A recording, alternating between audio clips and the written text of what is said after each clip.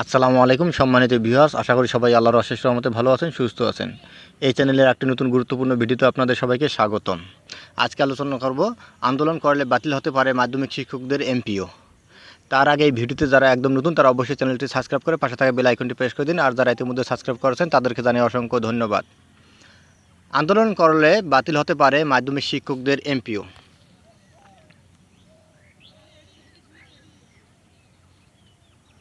নিজস্ব প্রতিবেদক, ঢাকা। শিক্ষণ ঘাটতি ঠেকাতে সাপ্তাহিক ছুটির একদিন শনিবার মাধ্যমিক পর্যায়ে শিক্ষা প্রতিষ্ঠানের শ্রেণী কার্যক্রম পরিচালনার সরকারি নির্দেশ মানতে চান না কিছু কিছু শিক্ষক।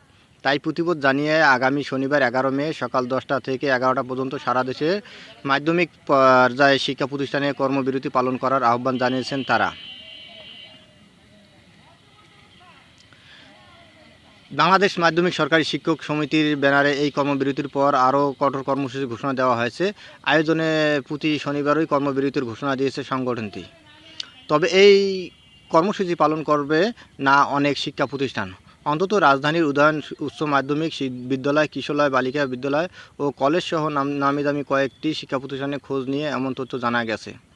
এসব প্রতিষ্ঠানের সংশ্লিষ্টরা বলেছেন, সরকারি নির্দেশ অমান্য করার কোনো সুযোগ নাই। শিক্ষা প্রশাসন বলেছে, সরকারি আদেশ না মানলে এই ইস্যুতে এমপিওভুক্ত শিক্ষা প্রতিষ্ঠানের আন্দোলন করা শিক্ষক এবং প্রতিষ্ঠান প্রধানের বিরুদ্ধে ব্যবস্থা নেওয়া হবে। প্রয়োজনে এমপিও স্থগিত বা বাতিল করা হবে। শিক্ষকরা প্রতিষ্ঠান ফাঁকি দিয়ে আন্দোলনে নামলে প্রতিষ্ঠান প্রধানেরও এমপিও স্থগিত বা বাতিল হতে পারে। আগামী শনিবার সারা দেশের মাধ্যমিক পর্যায়ে শিক্ষা প্রতিষ্ঠানের এই কর্মবিরতির কর্মসূচি পালনের আহ্বান জানান বাংলাদেশ মাধ্যমিক সহকারী শিক্ষক সমিতির কেন্দ্রীয় সভাপতি জাহাঙ্গীর হোসেন ও সাধারণ সম্পাদক মোহাম্মদ নূরে আলম বিপ্লব। সংগঠনের সহ সভাপতি মোহাম্মদ ইয়াসিন গণমাধ্যমের কাছে প্রেস বিজ্ঞপ্তি দেন। মোহাম্মদ ইয়াসিন বলেন, আগামী শনিবার 11 মে শিক্ষা প্রতিষ্ঠান খোলা থাকবে, কিন্তু 1 ঘন্টা কর্মবিরতি পালন করব। সরকার যদি আমাদের বিষয়টি আমলে না নেয় তাহলে প্রতি শনিবার পুরো দিন কর্মবিরতি পালন করা হবে।